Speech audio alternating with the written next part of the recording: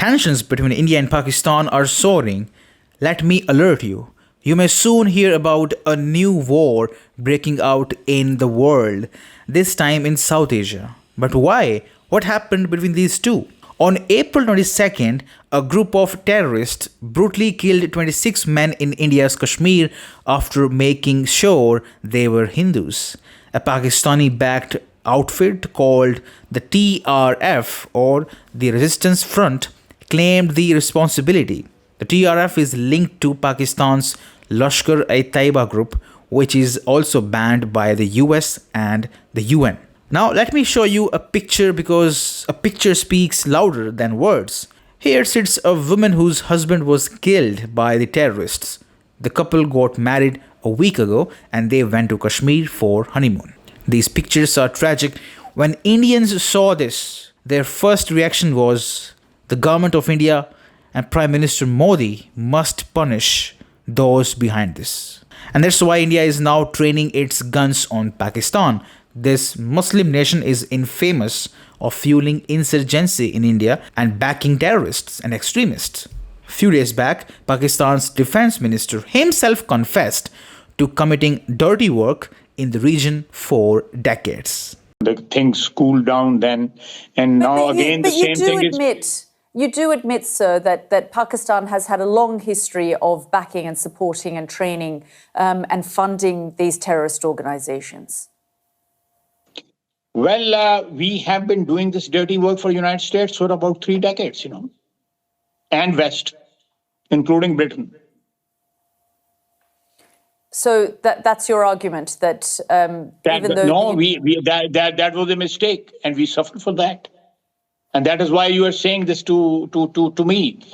If we had not joined the war against Soviet Union and later on the war after 9/11, this Pakistan's track record, was not, unimpeachable track record. Defense Minister, I just want to get back to this particular incident. You see, these Pakistani-backed groups have been bleeding India for decades. This time around, the government of Prime Minister Modi wants to shut down this terror factory once and for all. That's why India is preparing its military, the army, the air force and the navy. India must have the right to self-defense. It's a fight between good and evil. It's a fight between an Islamist country and the world's biggest democracy. Russia has announced open support to India. US Defense Secretary Pete Hegseth has announced support to India and support to India's right to self-defense. But guess what EU said? The biggest warmongers on the face of this planet are suddenly giving India a lesson on peace. Can you believe it? EU Foreign Policy Chief Kaja Kallas on May 2nd talked to Indian Foreign Minister S. Jaishankar and told him to show restraint. Whoa, the sun is rising from the west today. EU has been fueling the war in Ukraine shamelessly for the last 3 years, even as Trump and his team are trying hard to achieve peace for the last 4 months. EU has been provoking Russia by imposing new sanctions. It even issued a démarche to India, urging it to not adopt a neutral stance but back Ukraine, citing alleged violations of rule of law by Russia.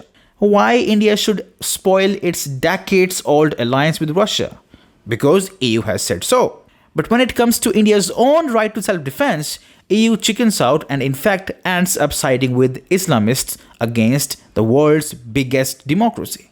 And interestingly, now Russia is trolling Kaja Kallas on X.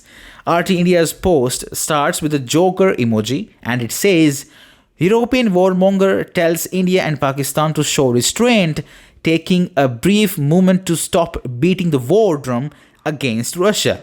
Anyway, Kallas is a laughing stock for the world. 3 years back, while defending EU sanctions on Russia, she said, there is no room for negotiations with terrorists. Okay, fine.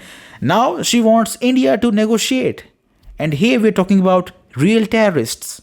And not just Kallas, by the way.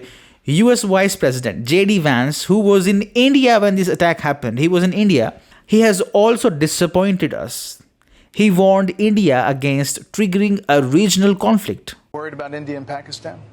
Well, sure. I'm worried about any time you see a hotspot breaking out, especially between two nuclear powers. We've obviously been in close contact with our friends in India and Pakistan. Our hope here is that India responds to this terrorist attack in a way that doesn't lead to a broader regional conflict. And we hope, frankly, that Pakistan, to the extent that they're responsible, cooperates with India to make sure that the terrorists, sometimes operating in their territory, are hunted down and dealt with. That's how we hope this unfolds. We're obviously in close contact. We'll see what happens. Well, we expected better from Vance. Right now on this issue, he looks aligned with Islamists and the EU. Kashmir attack is India's on October 7th. Would it have been right to tell Israel to show restraint after more than 1,000 of its people were killed? Anyway, irrespective of what Vance and EU says, India will respond. India has lost its 26 people. It's better if only India takes the call to decide what action is now required against Pakistan.